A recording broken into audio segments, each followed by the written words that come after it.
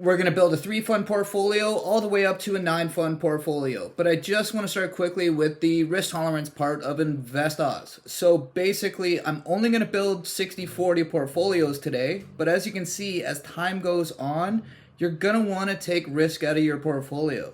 You know, being 100% stocks until you're 50 isn't crazy at all. You have a long time horizon.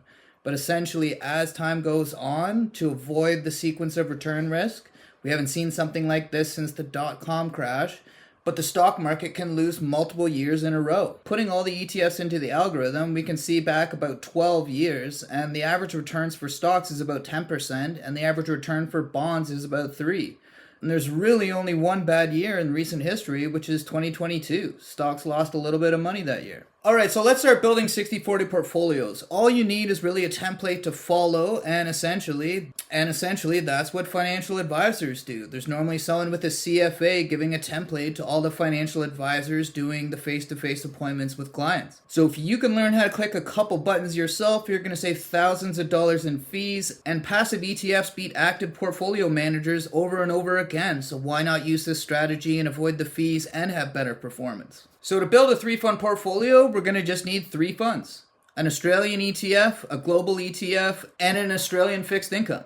VHY. This is the Vanguard Australian Shares High Yield ETF. It's investing in Australian companies with higher forecasted dividends, and it excludes REITs. IOO, the iShares Global 100 ETF, invests in the world's biggest stocks. Your money's mainly going to be in developed markets, but it also does invest in emerging markets as well. And VAF, this is the Vanguard Australian Fixed Interest Index ETF. So when you have $1 million portfolio and need to build 60% equities, you can put 11% in VHY and 49% in IOO and 40% in VAF. That's as easy as it is. Now let's build a 4-fund portfolio. So all we're adding at this point is a bit of cash. We're going to use AAA for the high interest cash ETF. So the equity portion of your portfolio is still using the 2 ETFs, and we're just splitting up the fixed interest a little bit. So VAF this time around is going to make up 34% of your portfolio. Now let's build a 5-fund portfolio. At this point, all your portfolio is really missing is an emerging markets ETF. IOO doesn't quite hit that market quite that well, so we're going to use EMKT. We're going to put 8% in emerging markets, 40% in IOO, and 11% in VHY. And the fixed income stays the same. Investing $1 million a little over 6 years ago, all the portfolios grew to over $2 million.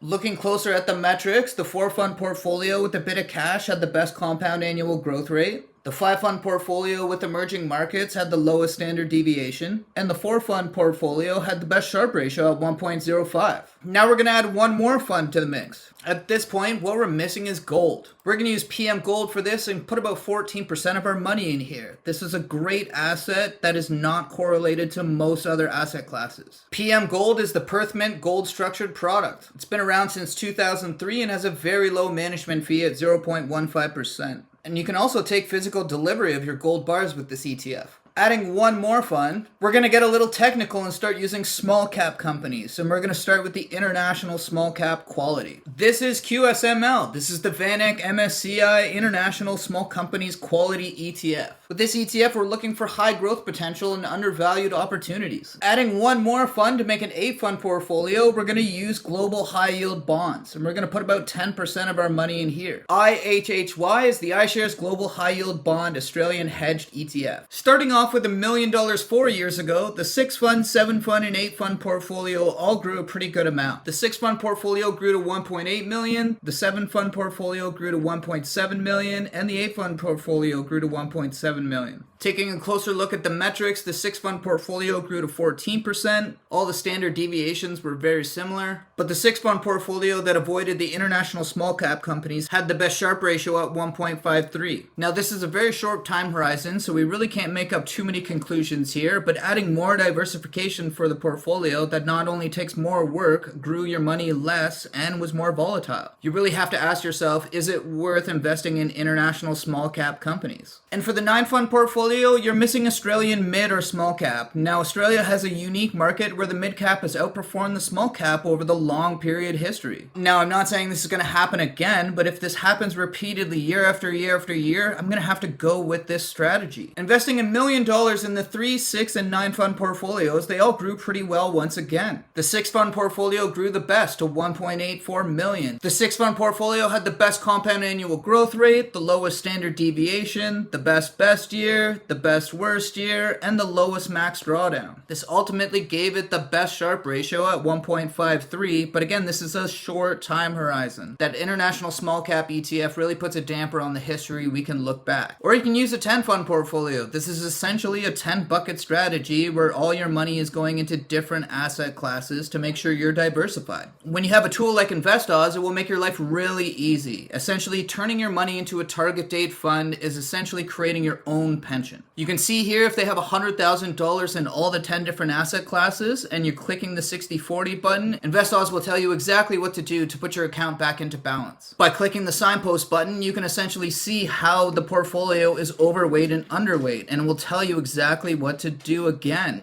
Overweight stocks you should sell, underweight stocks you should buy. The same goes for fixed income. And the focus list really helps you organize your money so you don't have to think about what ETF is in which asset class. There's hundreds of ETFs to choose from, and it's just going to be easier if you let a robot do the picking for you.